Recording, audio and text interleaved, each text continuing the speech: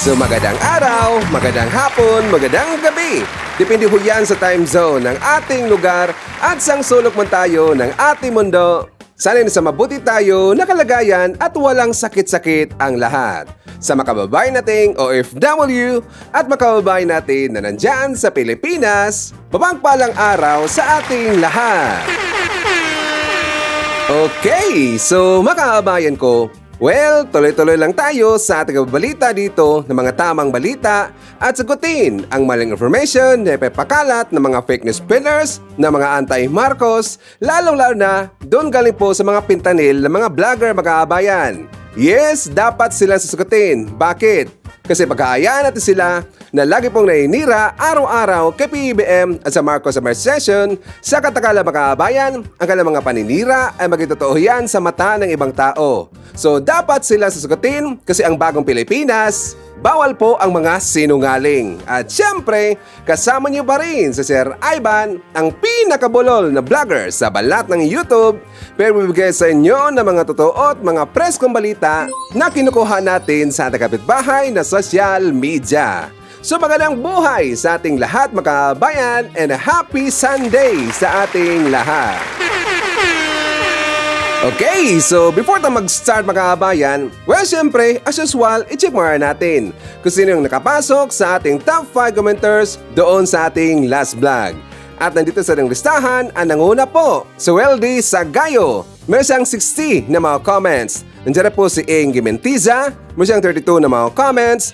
Piti Jermia, meron siyang 19 na mga comments. Jelen Quezon, meron siyang 15 na mga comments. And Lori Mamawag, meron siyang 11 lahat ng mga comments. Again, tagasamas po sa ating top 5 commenters. At syempre, pasalamatan rin po natin ang lahat ng ating mga silent viewer dito sa ating channel. Thank you so much. And also, thank you so much sa mga viewers na lagi pong nagla-like at saka lagi rin pong nagsishares ng ating mga videos. Thank you so much. And also makakabahan ko, i-acknowledge po natin ang ating po mga channel members. Nandyan sila si Katita Darl, nandyan po si Posong Inami, Cosmo Defender, Barbara Butler, Susan Torres, Eva Ponsalan, Edmond Casellejo, Lia Ann Goldigger, Samuel Membrado, Fiz Calante, and Bia Bibar. I-greet natin makakabayan, siyempre ang ating pong mga early birds, yung lagi pong nauna sa pag-comment dyan sa ating comment section. Nandyan sila si Mama Marquez Hernandez, shoutout down natin si Jomari Von na nasa Nadi Pharmacy makakabayan. Nandyan po si Dondon Ismael from Al Sadhan, and also sa mga Al Jazeera Hospital, shoutout po sa kanila. Ito po si Roy at ating pong Silent Beer makakabayan. Hello po Roy, thank you so much. At syempre makakabayan ko, nandyan po si Ribaya Edith, Leonardo Asteliero, i-greet po natin si Brian Baltasar, Idoy Chokde, Aurelia Dilara, Flor Figo Mapak, Sarah Brightman Vlog, nandiyan po si Redsen Sain, Haidara, nandiyan po si Rodelin Tan, si Mele Gineso, and hi to Teresa Mercado. Okay, so kumusta ang lahat mga kabayan? How are you today? How is your Sunday morning? Well, of course, today is weekend mga kabayan. Talagang tambayan ngayon ng mga kabataan, tambayan ngayon ng pamilya. At saka siyempre, kapag meron po silang idea mga kabayan or plano na magpapunta doon sa mga beach or mag-snack sila, pupunta po doon sa mga bukid-bukid, mag-camping mga kabayan. So please take care po always. Okay? So alam ho natin na dyan po sa daan, well, siyempre kapag mag-drive tayo makakabayan, bawal po yung antukin kapag mag-drive ha. And also, siyempre medyo init-init pa ng konti ang ating panahon dyan sa Pilipinas. So dapat maglagay rin po tayo ng mga sunblock na mga lotions makakabayan para iwas po sa heat stroke doon po sa medyo meron ng edad. Okay? So alagaan po natin ating mga seniors makakabayan. Again, take care po ang lahat. Sa mga kababayan ko, alam niyo po kahapon, siya nga pala, pasensya pa rin po. Pasensya po na ganun pa rin po ang boses si Ivan. Hindi pa rin po naka-recover Pero okay naman ako makabayan. Ang problema lang aking medyo ilong, meron pang sipon pang konti. But anyways, okay naman po tayo. Don't worry.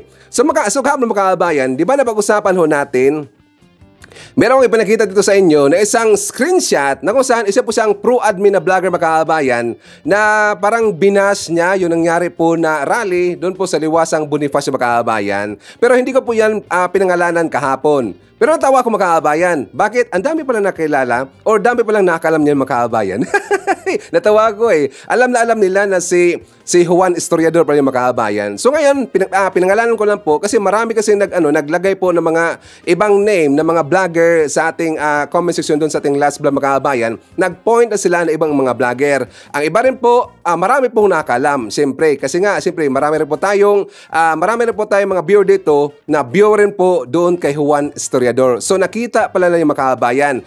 Pero alam nyo ba, talagang totoo po yung nabasa natin doon sa comment sa baba, doon po sa pinost po sa community ni Juan Historiador na kung saan marami talagang hindi po nagusto sa post po ni GE Makabayan. Marami po hindi nagusto. Na kung saan, di ba, yung mga viewers niya mismo na pag-akala niya na siya po doon ay sasakyan Makabayan o yung pag-akala niya na siya po ay aayunan doon. Pero kabaliktaran po ang nangyari. Kasi nga kinuha siya mismo ng kanya mga viewers Makabayan. Kasi nga ang sabi ng iba na parang nag-iba na daw itong si JE, si Juan Historiador. Parang lumaki yung ulo Makabayan. Parang naging hambog na daw. Nabasa ko lang doon At saka doon po sa ating last vlog, maraming nagsabi doon na sabi na in-unsubscribe na Makabayan kasi nga nabigla daw nag-iba itong si JE. Hindi na nga suporta doon sa rally, meron pang nasabing iba Makabayan. Katulad po kay Bagtit. Di ba alam po natin si Bagtit Makabayan na inukasahan niya ito pong si Mami Ping na scammer daw or nang kupit daw yung ganun, yung mga pera-pera na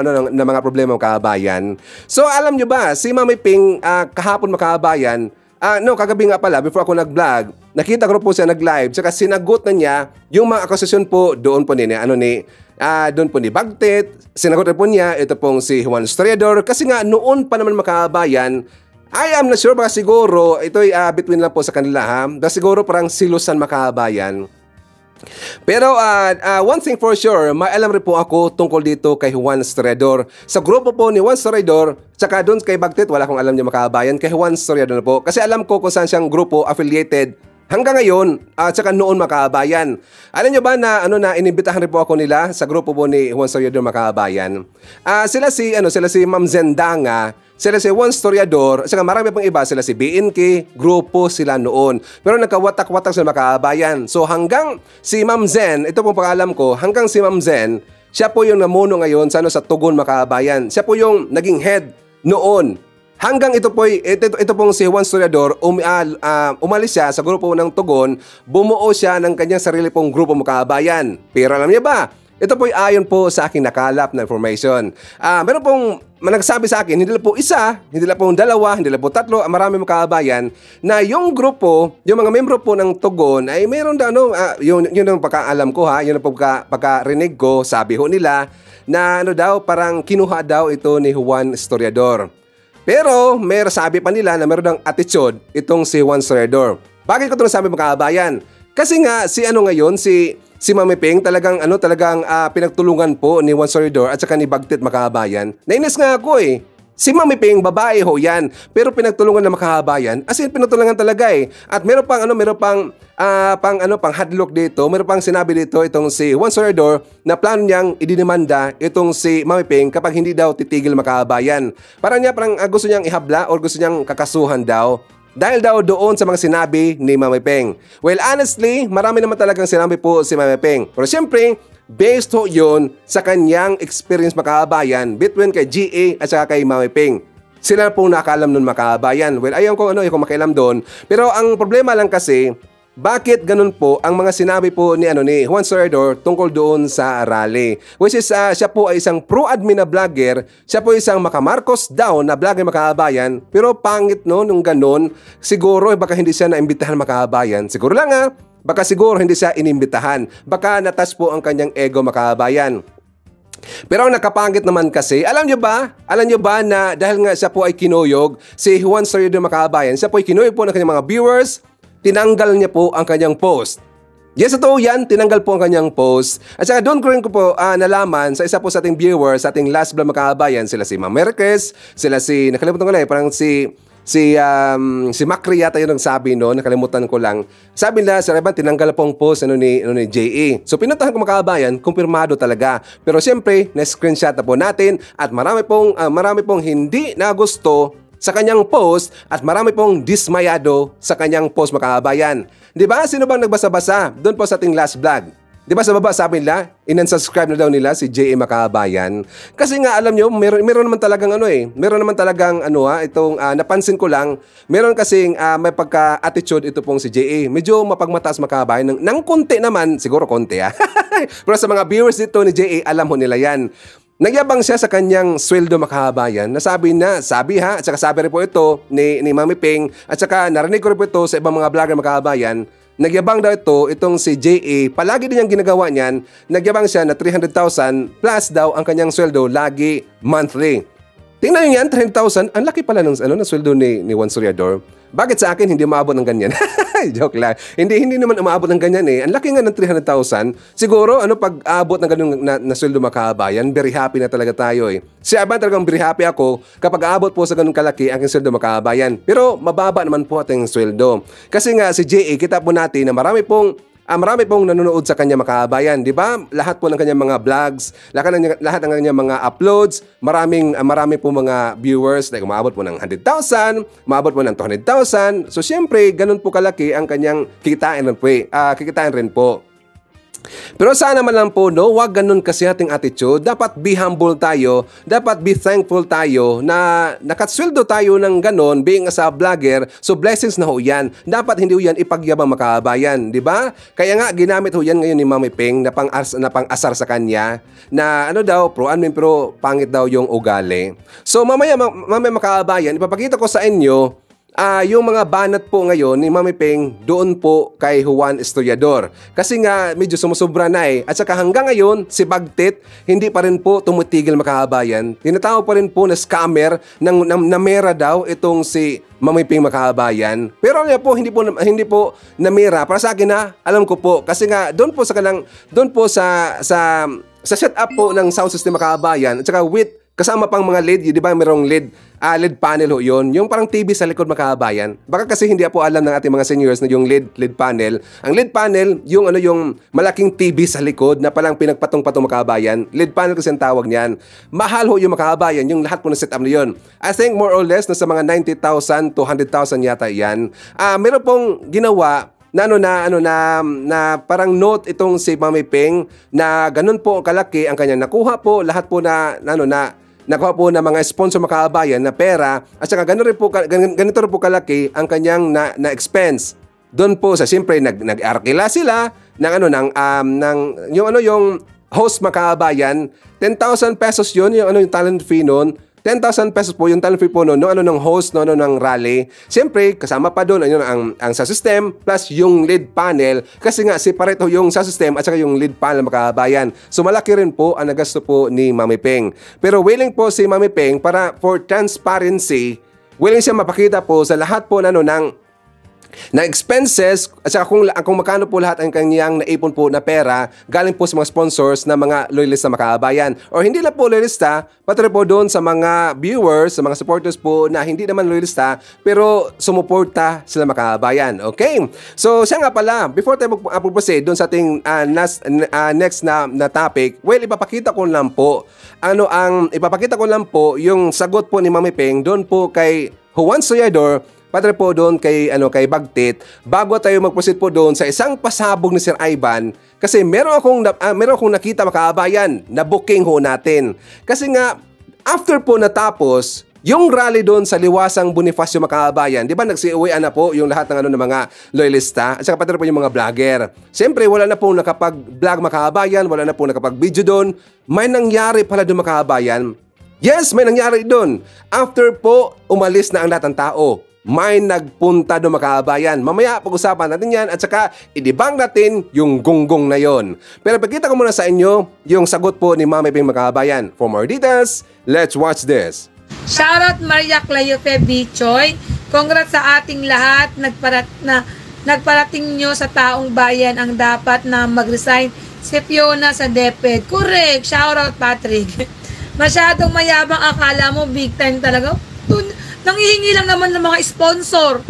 Diba? Kung si Bagtit may ito real talk to ha. Kung si Bagtit ay may pride, paninindigan, hindi ka manghihingi sa mga sponsor. Diba?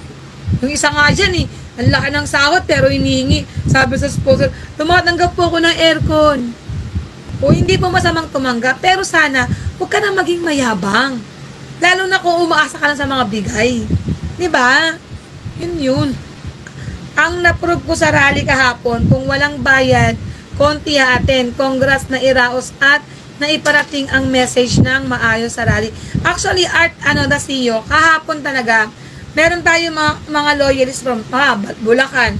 Tapos po yung kanilang pamasahe. No? Hindi na inabot ng kanilang mga budget. Kaya hindi na rin nakapunta. Tawa ng tawa si Patrick Lopez. Mami Peng, next time I will help. Pag di ba, yan, may bago na naman tayong sponsor, bagtit.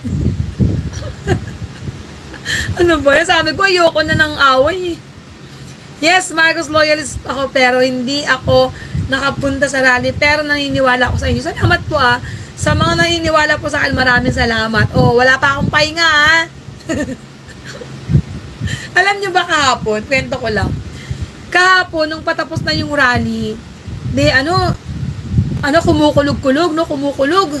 Ngayon, sabi namin sa mga loyalist na mga may edad na, pwede na po kayong umuwi kasi tatapusin lang po namin yung program and then, mag-uuwian na rin po tayo. So, yung program po, tinapos po namin siguro, kung di ako nagkakamali, mga 8 p.m. So, parang nag-candlelight po kami. Tapos, nung nagsabi po kami ng sige po, mag-uwian na po tayo. Nung unti-unti na pong umalos yung mga tao, tsaka pumatak po yung ulan. Nakita niyo ba kung gaano kami ka-bless kahapon? Ang haba nung kulog, nung kidlat, ang haba mula siguro paglamlam ng araw, kumukulog na, kumikidlat na, yung iba nga natatakot na kasi baka umulan, walang silungan. Pero hindi kami inulan habang nagpo-program kami. Pero nung nagsabi kami ng paalam at unti-unti nang umalas yung mga tao, tsaka pumatak yung ulan. Ganoon kami pinagbigyan ng langit. Diba? Sabi ko sa inyo, bless talaga ang Marcos loyalist Hoy, salbahe ito si Ayan, thank you madam. Salamat po sa inyo Sino ba yung bagtit na yan? Ako po, scammer. Kung gusto ninyo malaman kung sino si bagtit, kalin nyo po yung mga lumang video ko. Meron po dyan, mga scammer nakalagay. Siya po yun, sila po yun. At paninindigan ko po yun hanggang sa dulo. Totoo po yun. Inakusahan po nila ako mangungupit, pero lahat ng akusa nila puro kasi nungalingan po yun. Kung mangungupit po ako, ilabas nila yung ebidensya na kinupitan ko sila. Pero yung pagiging scammer nila, nandyan po sa mga lumang video ko. Totoo yun. Ilalaban ko yung kahit saang pukpukan pa mangyari.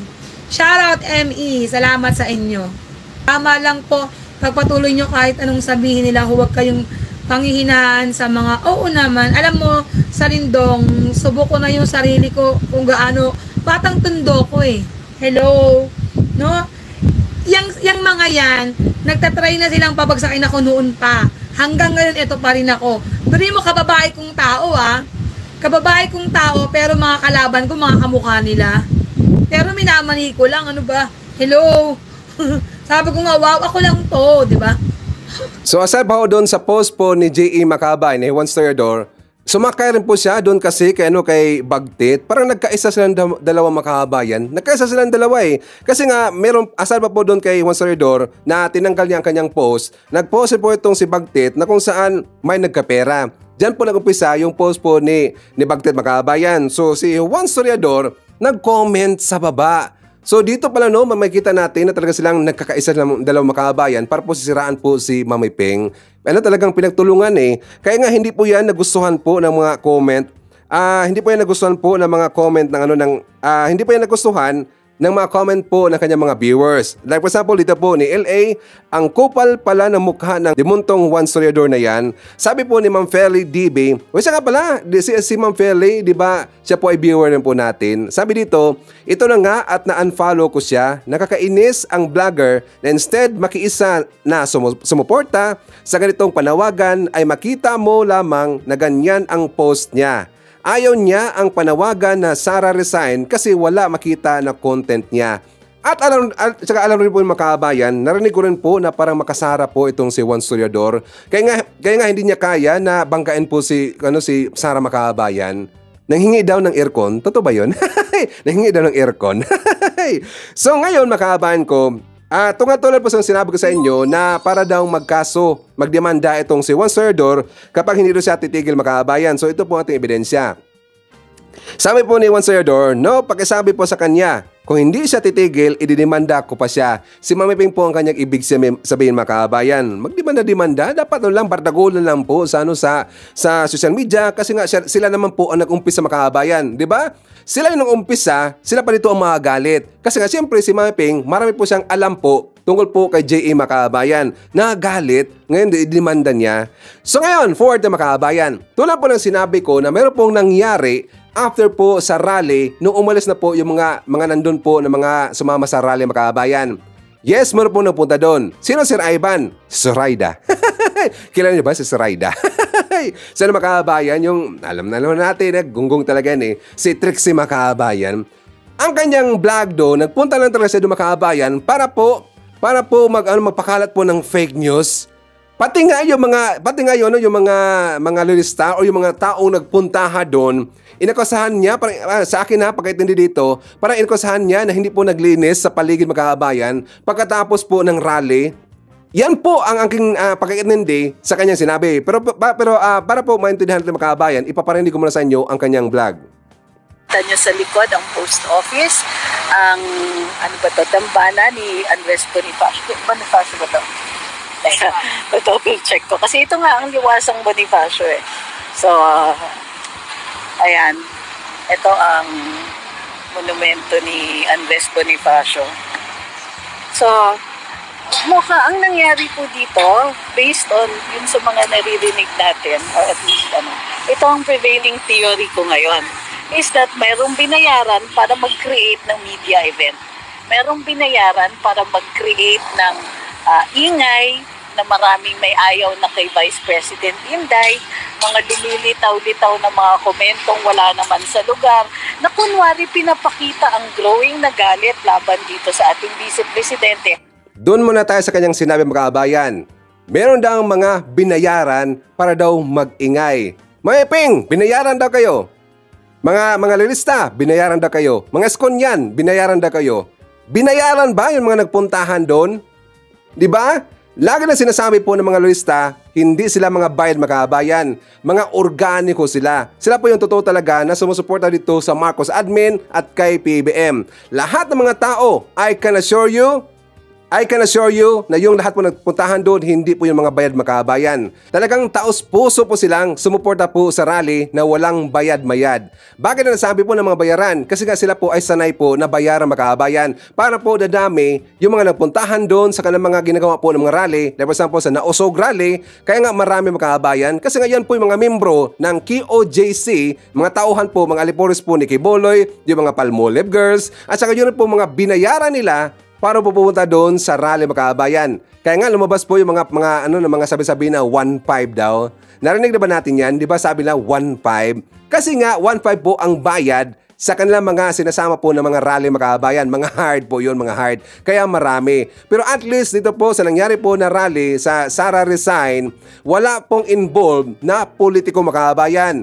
Purely puro po mga vlogger at saka yung mga lilista, mga eskonyans, mga supporters. Nakita nyo po, di ba wala pong politiko nagpuntahan doon? Kasi wala talagang inimbitahan po na politiko Makabayan. Pero kapag meron pong politiko, asahan natin yan, dadamay po yung pupunta dyan Makabayan. Pero yun po ay talagang sarili po, taos puso po yung pagsuporta ng mga taong nandun sa paniniwala po na dapat nang mawala sa DepEd ito pong si Pipi Sara kasi nga siya po ay isang incompetent at hindi na po siya nagtatrabaho mga kabayan bilang isang DepEd secretary. Patuloy tayo. At currently kalihim ng edukasyon. Ang narinig kong ilang mga nagsalita dito ay nagre-reklamo daw tungkol sa dismal performance ng ating Vice Presidente bilang kalihim ng edukasyon. Ngunit wala naman tayong nakitang maraming mga guro na nagre-reklamo dito. May karapatan naman po sila, di ba, mag-attend.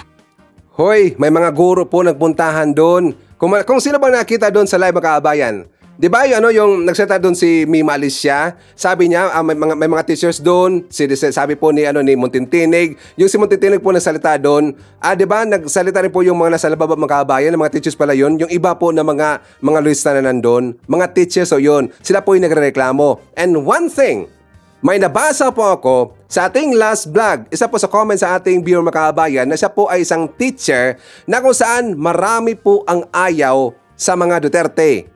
Marami pong ayaw sa kay BP Sara Makabayan. Pero siyempre, hindi sila pwede magreklamo kasi nga sila po ay teacher Makabayan. At baka malaman ng ni Inday Sara na sila magreklamo, baka jumbagin sila eh. 'Di ba? Kaya nga takot sila na magreklamo po yung mga teachers. Pero marami po mga teachers ayaw po kay BP Sara Makabayan. Wag lang po sila makakaantala ng government operations.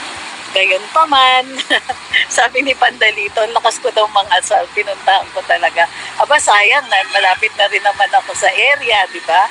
At alam mo naman tayo, gumagawa tayo ng mga conclusion base sa ebidensya. O ayan, ang ebidensya ninyo.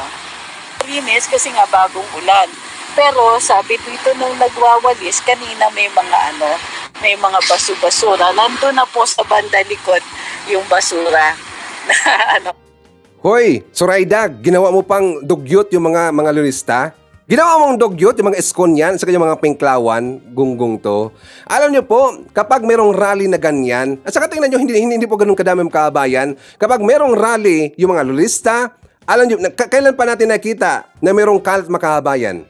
Kahit one time, lahat po ng rally ng mga lulista, nililinisan na yan bago sila aalis mga kabayan. Di ba mga lulista? Hindi po dugyot ang ugali ng mga lulista, hindi po dugyot po yung mga ugali na ngayon po ay mga makamarcos na. Yung mga sumuporta po sa mga Marcos, hindi po dugyot yung ugali. Ang dugyot lang po, yung mga aliporos po ni Digong. Tingnan nyo lang ang mukha po ni Zoraida Makabayan. Di ba dugyot? joke lang, sorry. Joke lang, ayaw ganyan eh. Tingnan mo ang mukha po ni Digong. Di ba dugyot?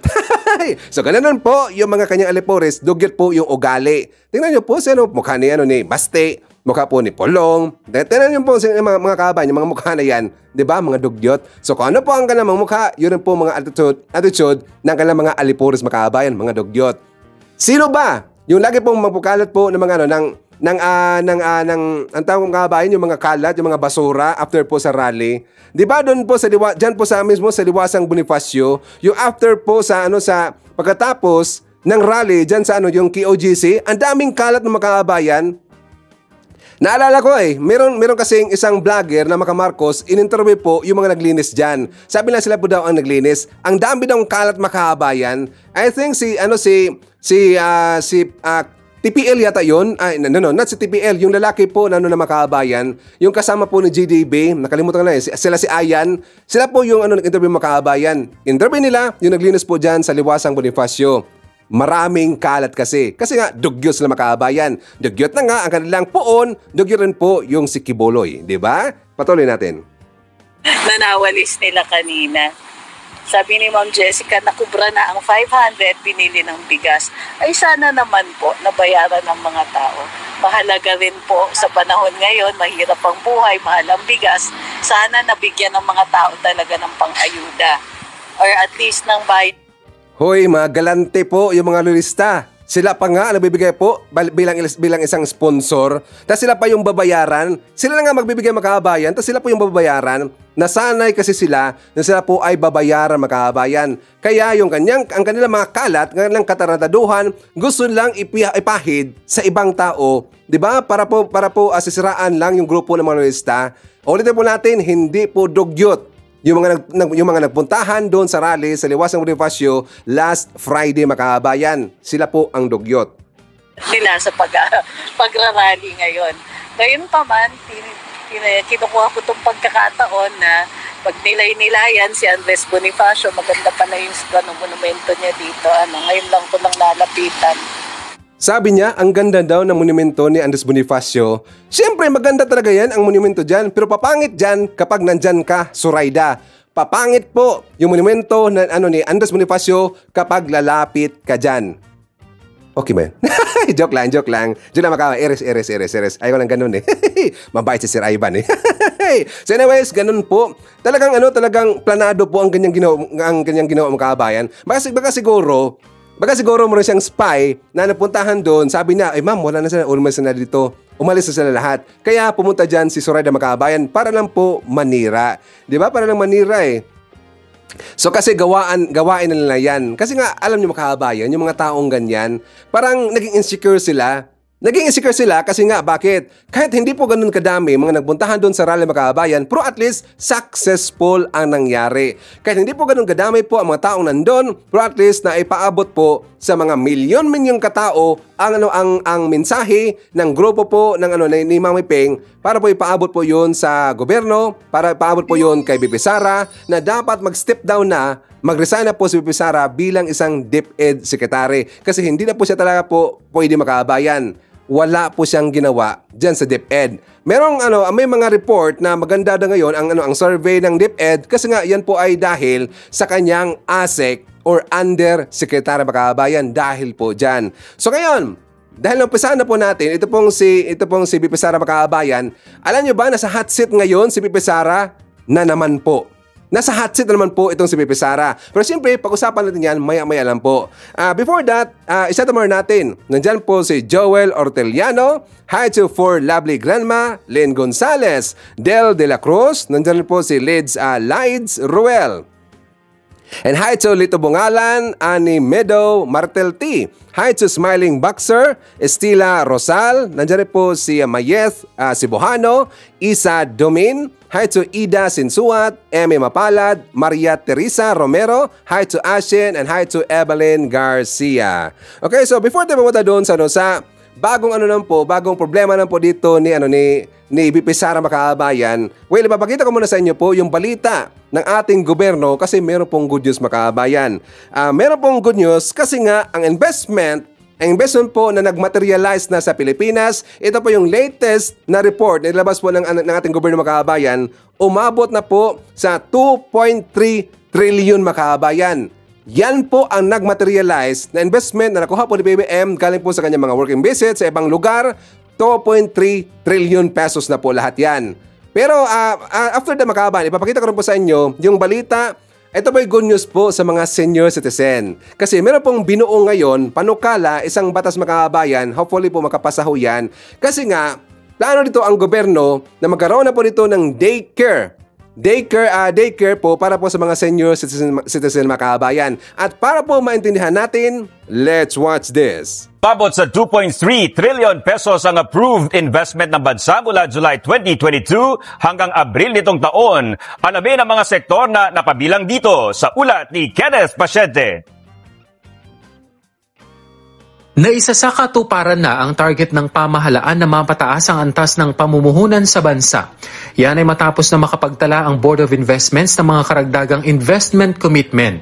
Ayon kay Board of Investments Director Sandy Recolizado, umabot na sa 2.3 trillion pesos ang approved investment ng bansa mula July 2022 hanggang Abril nitong taon.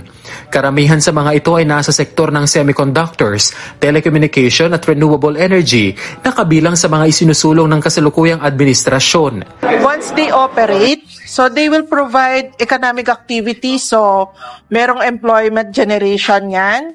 And then may revenues sila kasi if they they are operating profitably, then the government can get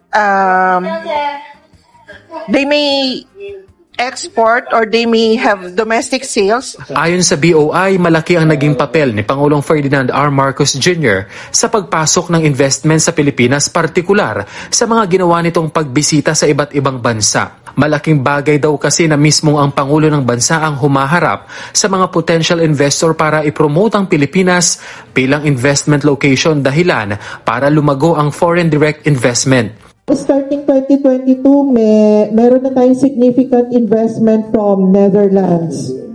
Noong 2023 po, ang significant investment natin is Germany and then Netherlands din po. And ngayon po, 2024, Ang significant investment po noong 2023 rin po meron tayong significant investment from United Kingdom. So ngayon 2024 po may malaking project po kami na pumasok na may Swiss investments. So 62.89 billion pesos po ito. Ipinunto din ng BOI na bagaman bahagyang nakaapekto sa pumapasok na investment sa bansa ang sigalot sa South China Sea, nananatili raw na maayos na nakakapag-generate ng investment ang Pilipinas. Katunayan, ngayong 2024 lang, nasa mahigit 608.93 billion pesos na investment ang nakuha ng bansa mula January hanggang April. Mula yan sa target ng BOI na 1.3 hanggang 1.5 trillion pesos worth of investment sa buong taon. Patuloy naman na nag-i-increase yung investment natin. So, maganda po yun. Ibig sabihin, maganda yung economic situation natin. Maganda yung investment environment natin. Tuloy din ang pagsisikap ng BOI at iba pang investment promotion authorities sa pamamagitan ng pagsasagawa ng inbound at outbound missions. Gayon din ang mga business forum para makapanghikayat pa ng investors. 67 years old na si Nanay Marilyn, subalit hindi pa rin tumitigil sa paghahanap buhay. Kumakayod siya sa kabila ng katandaan, hindi para sa kanyang sarili kundi para sa mga mahal sa buhay. Subalit kung may pagkakataon at mas makakaluwag sa pinansyal na aspeto, gusto rin itong makapamasyal. Mamasyal, siyempre. Yan ang gustong-gusto ko. Katulad niyan, uwi ako ng Bisaya. Bohol, 1 month ako. 1 week lang ako. Dahil iniisip ko rin sila dito. Sa House of Representatives, inihain United Senior Citizens Party List Representative Milagros Aquino Magsaysay ang House Bill No. 10362, isang panukalang naglalayong makapagtayo ng Senior Citizens Daycare Center sa bawat barangay. Center-based facilities ito na magkakaloob ng daytime na mga serbisyo sa mga 60-year-old pataas. Kung maisa sa batas, kabilang sa probisyon nito ang pagkakaroon ng socialization activities para sa mga elderly, kabilang na ang day field trips o outings na ibig ding magawa ni Nanay Marilyn. Gayon din ang pagbibigay ng health services at medical interventions. Ang mga lokal na pamahalaan naman ang magiging responsable sa operasyon at pangasiwa nito. Gayon man ang ibang kababayan, hati ang pananaw kaugnay ng panukala. Buti sana kung isa lang, siya marami yan. Maraming senior, di ba? Hindi naman natin masasabi na talagang nakatutok yung mag-aalaga. And safety siya sa pag-iiwanan mo, daycare center, may titingin talaga. Para naman sa isang kawani ng barangay, magandang panukala ang pagkakaroon ng Senior Citizens Daycare Center. Subalit gate nito, dapat ding mapagtuunan ng pansin ng pamahalaan ang kinakailangang tulong medikal at pinansyal ng mga senior citizen. Challenging po yun kasi yung sa ano nga lang po sa problema po ng mga senior natin, like yung mga kinakailangan nila for gamot, ganyan, yung sa mga assistant, like financial assistant, medyo hindi po siya sumasapat. Napansin ko mga kabayan, yung in-interview po na 3 yung natrabaho doon sa barangay, reklamador. Napansin ba natin yan? Reklamador talaga Hindi pa ganda alam kung ano po yung makalagay doon sa batas niya makahabayan. Hindi nila alam. Baka hindi na alam na baka yun po ay bibigyan po ng budget. Siyempre, kapag mayroong batas makahabayan at saka i-implement ho yan para po sa taong bayan, may budget ho yan, siyempre. Pero sabi niya, nagreklamo na kaagad kasi kailangan na ng tao. Siyempre, kailangan talaga ng tao makahabayan para po mag-guide po sa mga senior citizen. Ako, happy talaga ako kapag ma-implement niya makahabayan. Parang imagine natin na ganun po kasaya po yung mga seniors, 'di ba? Magkaroon sila ng outing, mga daytime na mga activities, 'di ba? Para at least ma-enjoy naman sila makahabayan. Kasi nga siyempre, kailangan po natin sila bigyan po ng care kasi nga siyempre may edad na makahabayan. So para sa akin, okay para sa kanila na magkaroon ba dito ng outing, mga travels, mga bakasyon, okay ho yan. Pero siyempre kapag nandyan na po yung batas na yan, may budget ho yan. Pero bakit nagreklamo kagad yung 3 makahabayan? Diba? Alam nyo, magdududa talaga kami doon po sa mga barangays. Marami naman talaga mga reklamo kabayan makaabot sa atin na hindi naman sa ako, hindi na po galing sa akin, hindi po galing po sa ibang tao, nakapunta sa akin. Kahit yung ibang tao makabayan, tutuloy natin, marami talaga mga trabahante dyan po sa barangay para mga reklamador. Diba? At saka sabi pa niya, dapat daw unahin yung medicine daw, yung yung tambal makabayan, yung sinasabi niya. Di ba meron naman tayong barangay health center? Doon po sa barangay health center, syempre meron pong mga gamot ng makabayan. Makakahingi naman tayo doon ng libre po ng gamot sa mga barangay health center. Pero iba naman po yung daycare center makabayan. Soon, kapag ma-approve po yung batas na yan. So para sa akin, approve yan sa akin ang batas ng makabayan. Kaya lang yung mga yung nasa barangay, reklamador ka agad eh. Sarap korte, maggunggong na yun eh. So doon nga pala, sa mga haters na naghanap po na saan na daw yung mga investment ni BBM. Bakit wala daw silang nakita makabayan? Yan po ang report Yan na po ang report galing po sa BOI na umabot na po lahat, all in all, na aprobado po ng mga investment is 2.3 trillion pesos makabayan. 2.3 trillion pesos. Meron kayo niyan? Nangyari ba yan sa Duterte admin? Di ba? Lagi nga sinasabi nila na si BBM He's a great salesman makabayan. Katulad po sa sinabi po ni Rofos. Totoo po yung sinabi ni Rofos. Si BBM, he is a great salesman. Tingnan nyo, ang dami po mga investment ng pasukan makabayan. Di ba? Sa mga haters, ano na? So anyways, dito na tayo makabayan. Pag-usapan na po natin si BP Sara. Kasi nga, nasa hot seat na naman po siya ngayon. Alam nyo, the other day makabayan, I think this is 4 days ago nga pala. 4 days ago na, last week makabayan, may nangyari pala na hearing doon po sa Kamara. So as usual, hindi naman po nagpapakita itong si BP Sara makabayan as usual. So nagpadala naman po siya ng tao doon. So ang sumagot makabayan, hindi po lahat na sagot po ng tauhan po ni Sara kasi nga siyempre ang dapat talagang sumagot diyan, yun pong si BP Sara makabayan. Anong nangyari, Sir Ivan? Kasi nga nasa hot seat po ngayon ang DepEd sa BP Sara kasi nga meron silang deal sa TESDA makabayan, parang signing contract sila. Nag-signing contract deal sila. Doon po ginawa sa isang 5-star hotel makabayan.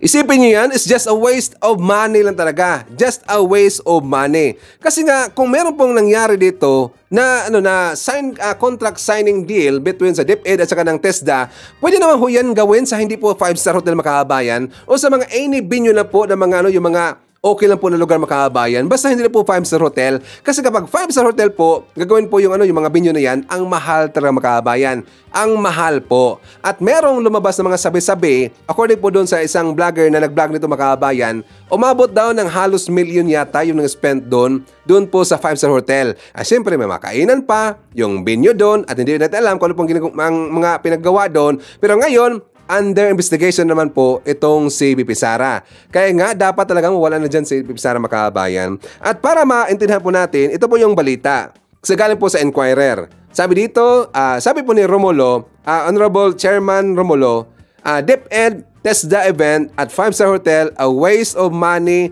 if goals unclear. Kasi sabi ito sa balita makabayan, mabasa lang po natin kasi para meron po tayong konteksto. Sabi dito, the recent deal signed by the DepEd and the TESDA at a luxurious hotel in Pasay City would be a waste of public funds if the objectives are not specified. Romulo, after the hearing of the House of the Representatives Committee on Basic Education and Culture, was asked if he thinks money was wasted when 2 DepEd TESDA joint memorandum circulars, including a deal on integrating technical and vocational education and training or TVET makabayan in all senior high school tracks. So wala pong makabayan, wala pang sagot diyan ang DepEd kasi hindi po yan masagot at dapat talagang sumagot diyan ito pong si BP Sara makabayan. Well, tungkol dito sa mga wasting money, well, nasanay tayo eh. Alam na ho natin makabayan. Bakit? Nangyari na ho yan. 125 million confidential funds she spent in just 11 days makabayan. Isipin niyo yan, 135 million pesos confidential funds ginasta niya in just 11 days. Pero dyan po, siyempre, dyan po nangyari po sa 5-star hotel, siguro hindi natin alam kung aabot ba ng milyon makabayan, ganun lang po, kaisin lang, gumasta ng ganun po na pera. Siyempre, pera ho yan ng taong bayan makabayan. Dapat we have to spend wise. Diyan, ang mga nandyan po sa DepEd, kung saan mga ahensya, dapat you have to spend wise. Kasi siyempre, lahat po ng tao, nagbabayad po ng tax kabayan. Ang ginamit nila na pera, taxo yan ng taong bayan. Diba? So dapat they have to spend wisely nga pala. They have to spend wisely. Ngayon, nabalitaan ho yan ni Kap Ninyo makabayan. As usual, si Kap Ninyo sumabog naman po. Si Kap Ninyo, pinulbos niya si Bibi Sara. For more details, let's watch this. Mga kaibigan, ang dami nating kababayan na naghihirap. Ang dami natin kababayan na gustong makapag-aral, gustong marating kung ano man ang gusto nilang pangarap sa buhay para maging katuwang ang ating pamahalaan. Di po ba? Now, makakabalita tayo ng mga hindi magagandang issue, lalong-lalo na dito sa Department of Education or DepEd, na kung saan nagkaroon sila ng pagpupulong na seminar or kung anong agreement. Now, ang nakakalungkot dito, mga kaibigan, gumastos sila ng pera ng sambayan ng Pilipino. At yung perang yun, para bang dumarating na para bang ang datingan nilulustay doon sa mga 5-star hotel na pwede naman gumawa ng isang activity na sa simpleng opisina or pwede naman sa isang maayos na hindi ganun kalaki. Ang tanong dito mga kababayan, ano ang pakinabang sa nangyari sa DepEd? DepEd under. Wasting of money na naman ang ginawa ninyo. Tapos, sa bagay, ako din ako magugulat mga kaibigan Yung 100 million nga na mahigit, ginastos lang ng tanggapan ng Office of the Vice President sa loob ng ilang araw lang. Mahigit 100 million na hanggang ngayon, hindi maipaliwanag ng ating Vice President, Sara Duterte. Di ba? Tapos ito na naman, my God. Pwede naman siguro silang makiusap sa Sopotel. Total lang Sopotel. Pwede nang isasara, di ba? Na kung saan isasara yun, na i-renovation, baka pwede silang makiusap doon na baka pwede naman namin gapitin ang Sopotel nyo. Total, isasara naman muna temporary yan, di ba? I-renovate yan. Di ba? Baka libre or baka mas makamura. Nandiyan naman ang Eurotel, di ba? Nandiyan naman ang Sogo Hotel. Ika nga, na may mga function room, na may mga malalaking function na mas makakamura. Talagang pinili pa ang 5-star hotel. Ang tanong, may pakinabang ba si Juan de la Cruz sa ginawa nyong yan? Meron ba? Meron bang mapapanagot dyan? Sana may mapanagot. Sana mayroon mapanagot. Sana masagot yan. Bakit kalaki ng ginastos nyo at sa 5-star hotel? Sana naman, ang gawin ninyo, lalong-lalo na sa DepEd, sana Madam BP Sara, marami na pong issue dyan. Madam, kung talaga may malasakit ka sa sambayan ng Pilipino, may malasakit ka sa pera ng bayan, ipakita mo ang pagmamalasakit mo. Kung saan, ang dapat nung ginagasto sa DepEd, iginagamit nyo sa tamang paraan. Sa tamang paraan. Kasi pinaghirapan niya ng pangkaraniwang tao. Pinagsumikapan niyan para lamang kumita tapos magbabayad kami ng buwis na kinakalta sa sahod ng bawat Pilipino na manggagawa. Ako, hindi ako nagkatrabaho. Pero namimili ako, bumibili ako, nagbabayad ako ng grocery ko, nagbabayad ako ng kuryente ko, nagbabayad ako ng internet. Lahat yan, may kaltas ng tax sa mga binabayaran ko na napupunta sa kaban ng bayan. At yun naman ang obligasyon ng bawat tao. Pero sana naman, magkaroon din kayo ng obligasyon na ipakita ninyo at ipadama ninyo ang pagmamalasakit ninyo sa sambayan ng Pilipino na kung saan kontrolin ninyo ang pera na ginagamit sa tamang paggasta. Hindi yung kung saan nyo lang maisipan na gumastos. Wala kayong pakialam kung anong paghihirap na ginagawa namin mga tao. Nakakahiya, madam. Tama na. Kung meron kang delikadesa, mag-resign ka na lang dyan sa DepEd. O diba, sino mag-agree mga kababayan na dapat mag-resign na si Pipi Sara bilang isang Deputy Secretary dyan po sa gobyerno? Please comment dyan sa baba at babasahin yan mamaya ni Sir Ivan. But before tayo mag-proceed po sa ating next topic mga kababayan, well, isatumar natin, nandyan po si Moneth Borromeo, Rosalinda Ilopre, Katita Darl ng New York City. Nandiyan po si Carmila Managay Salinga, Hatsu Giselda Langbat, MG Pitet, nandiyan po si Victor Robin, Othello Lim Diesto, isa na rin po natin si Emily Timaho, Gemma Ramirez, and hi to Danilo Hidalgo. Okay, so makakabahan ko, pag-usapan na po natin yung tungkol po sa pagkaso ni Trillanes, doon po sa mga kay Roque, doon po kay Banatbay, sa pati po doon sa isang vlogger, isang troll na si Real Talker makakabahan, at saka marami pang iba. Ngayon, napag-usapan ho yan ni Banatbay, doon po sa Baneteros na programang kabayan.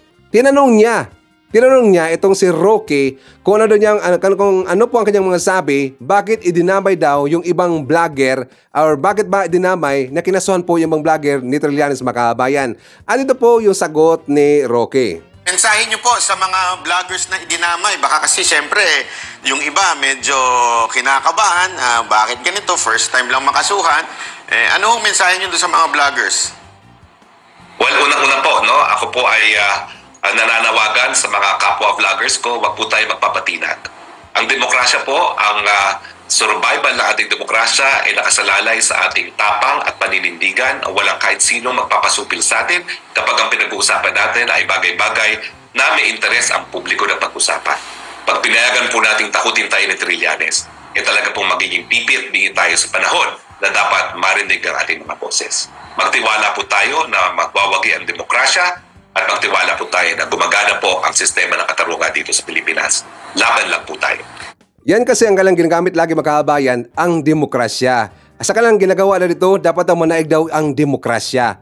Ang demokrasya kasi ang kanilang pinaghahawakan makabayan. Pero alam niyo po, ang laki na po ng demokrasya na kanilang ginagamit, sumusobra na po makabayan. Kaya nga, kahit ano-ano na lang ang kanilang mga pinagsasabi, kahit ano-ano na lang, kahit nakasira na po, paninirang po rin na po ang ginagawa. Kasi nga, sabi nila, demokrasya daw. So sabi po ni Roque makabayan, sa mga vlogger daw na idinamay daw ni Trillanes sa kinasuhan makabayan, wag daw magpapatinag.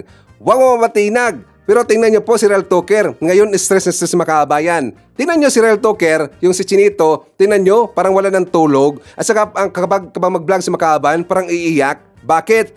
Do you think tutulungan siya ni Roque makabayan? Do you think tutulungan siya ni Roque? Diba? Napaka-hassle po kapag ikaw po ay kakasuhan makabayan. Lalong-lalo na sa sitwasyon po ni Real Talker, nandun siya sa Davao. So nag-file po ng kaso itong si Trillanes na sa Manila makabayan. So napaka-hassle yan. Do you think tutulungan siya ni Roque?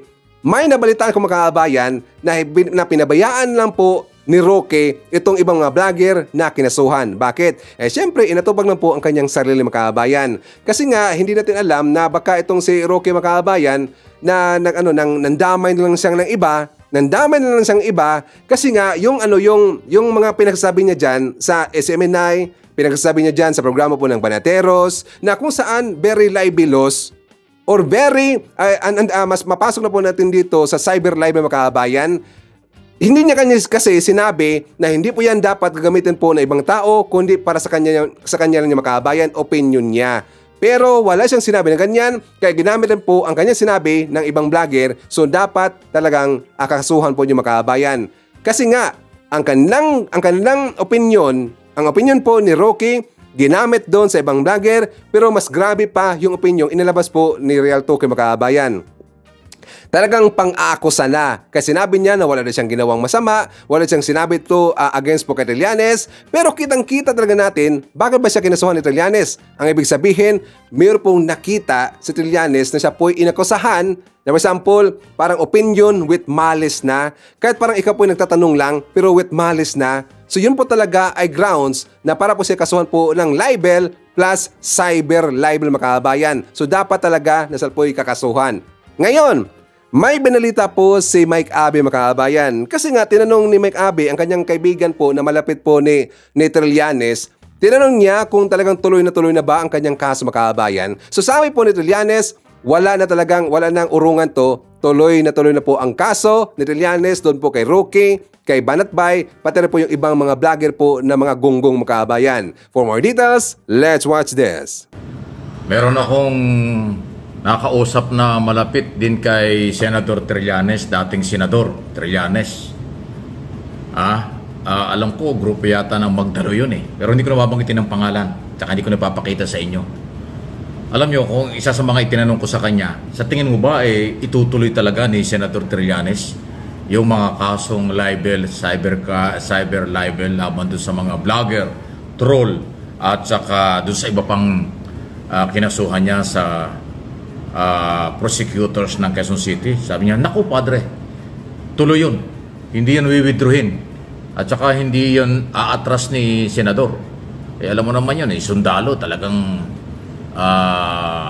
lalaban yun. At pangalawa, matagal daw yun na tiniis. Matagal daw yung paninirang naramdaman ni dating Senador Trillanes na pinalampas lang ni Trillanes, at ito nga pagkakataong ito ay ginawa na. At magatagal din palang pinaghandaan yung mga ebidensya. Naku, nayari. Kaya yung mga walang karanasan sa kaso na kinasuhan ng libel, cyber libel, naku, iiyak kayang, malaki pong gastusan yan. Mahal ang attorney's fee, acceptance fee, mahal. At yung every hearing, mahal din yan. Kung kayo'y taga-probinsya, pero dito ang hearing sa Maynila, nako, yung gastos nyo sa aeroplano, gastos nyo sa accommodation, gastos sa lahat-lahat, mabigat yan. Kung wala kayong ibang income o pera na kayo'y kinasuhan, ay talagang pagsisisihan nyo. At pag hindi po nag-withdraw o hindi ay na-atras, at sabi nga nung kausap ko na kaibigan ni Senator Trillanes, hindi daw i-atras yan, tutuloy talaga, pananagutin kayo. In other words, sasampu lang kayo doon sa inyong matinding paninira kay dating Senator Trillanes na inyong pinagbintangan na nagbenta ng Scarborough or yung West Philippine Sea. Mahirap patunayan po kasi yun. Kaya ito'y aking topic o pinag-uusapan ngayon. Maging warning po ito sa mga bagong media man, vlogger, at yun pong mga troll o yung mga baser or kung ano man ang mga paninira. Dahil nga po sa cybercrime law, cyber libel, i-a-apply po yan. Kaya kahit na yung comment ninyo na masyadong personal, masyadong mapanira dun sa tao at wala kayong basihan, pwede hong maging kaso yan. At yun ang nangyayari. So, hindi ito pananakot. Isang napakagandang halimbawa itong ginawa ni Trillanes na kayo'y kasuhan at papanagutin. May pagkakakulong po yan kasi criminal case po yan. Di ba? Maaari yung ibang sanay ng kasuhan, okay lang yan, kahit problema pa rin. Pero alam mo, kadalasan sabi okay lang, pero abala at magastos. Magkano ang abogado ngayon? 10,000 na yata ngayon. Per appearance. Sabihin natin, 10,000 per appearance pagkakilalang abogado. Ay yung filing fee. Yung mga counterabit. Lahat ng galaw ng abogado may bayad. Yung kung kukuha ng abogado na galing sa probinsya, dinala mo ng Maynila, mag-hotel pa yan. Transportation, food, allowance, at filing yung talent fee niyan. Ganyan kalaki ang gastos niyan. Ay ikaw mismo, kung taga-probinsya ka, pupunta ka rito, wala kang titirahan dito, mamamasahe ka, magbabayad ka ng titirahan, ay nako, malaking problema. Yun po yun. Okay? So, katulad ng mga taga-SMNI, hindi, alam mo yung mga, kilala ko yung mga taga-SMNI, mga bagong reporter yan at mga media, hindi ho yan sanay sa kaso. Okay? Yung mga troll na identify na kung saan galing yan, hindi rin sanay yan. Hindi naman kayo makapagtatago sa likod ng camera. Kasi dun sa mga batas, kayang-kaya kayong harapin at papanagutin. Kaya ang paggamit ng social media dapat nasa lugar, nasa ayos. Kung meron kayong basihan, panindigan nyo. Kaya alam nyo yung mga lumalabas sa mga video, yung mga interview, at kung anong mga video dyan, tapos gagamitin niyo, tapos babanatan nyo, delikado po yan. Mahirap mangopya ng video, mahirap mangopya ng istorya, mahirap mangopya ng content kasi talagang delikado yan. Kaya kailangan po inaaral, pinag-aaralan at pinaghahandaan kung ano po ang mga mangyari. Kaya nga inuulit ko itong ginawa ni dating Senador Trillanes sa isa pong malaking pagsubok, malaking warning, malaking hamon at malaking pananagutan ng mga kinasuhan. Pag hindi nyo na-justify ang inyong mga akusasyon, kulong pagka kayo guilty. 2 o hanggang 8 taon, kundi 4 yata hanggang 8 taon ang pagkakakulong sa libel. Yan po yan. So, napakalakas po ng social media ngayon sa buong mundo. Napakarami mga wala namang background sa media, pero pag naharap sa mikropono, akala mo ay dalawa ang buhay, akala mo siya ang tama, akala mo lahat ang sinasabi ay kapanipaniwala. Nako, delikado po yan. So, huwag kayong matakot. Paalala lang ito. Pero kung matatakot kayo, iiwasan nyo na manira ng kapwa ng walang basihan. Sumakay sa mga isyu na naglalabasan sa social media nang nakwentuhan lang or nakisakay lang o nang gamit. Delikado po yan. Okay? Yung mga ayaw sa gobyerno, yan po yung may mga below the belt na mga pag-atake at mga topic, yan ay delikado. Okay? Kaya sumunod tayo sa batas para walang problema. Irespeto natin ang ating gobyerno at ang ating Pangulo para walang problema. Irespeto rin po natin ang kahit na sinong politiko. Kung meron man pagkakamali sila, ay sabihin natin kung anong pagkakamali. Pero yung personalin ng kung ano-ano mga lingwaheng ginagamit na hindi tama, yan po yung merong yung pananagutan. Yung sinasabi nating responsibility and accountability, huwag ninyong kalimutan yan. Ang kalayaan ay nasa ilalim ng batas, pero may limitasyon. Ang paghahayag ng anuman ay karapatan, pero mayroong limitasyon dahil may kaakibat na pananagutan yan. Hindi ko mo may demokrasya, may karapatan kayo, ganon-ganon, lahat gagawin nyo. Ay, delikado. Ako, marami akong napapanood sa social media. Talagang delikado ho ang kalagayan nila. Pagka sila'y binilikan ng mga taong kanilang ginawang topic o content, mapanira, talaga delikado po yan. So, ayan, okay? So, ganun pa man, kung kayo po ay nagkamali at kinasuhan kayo, pwede po kayong mag-public apology, pwede nyo kausapin na nag-file ng kaso. Baka sakaling mahihilot nyo na mag-sorry kayo, sabihin nyo hindi na kayo uulit, baka mapapatawad kayo. At pwedeng withdrawin. Kasi abala din yan sa nag-file ng kaso. Yung nag-file ng kaso, gagastos din yan eh. Kukuha ng abogado, pumunta sa korte, abala din. Lahat kayo abala. Ngayon, kung pagtapos kayong kasuhan, nagpakumbaba kayo, nakiusap, magmakaawa kung kinakailangan para hindi ituloy, baka maintindihan. Pero pag nagmamatigas kayo, tapos binanatan pa ninyo, kinasuhan na nga kayo, binabanatan pa ninyo, kalabuso ang aabutin nyo.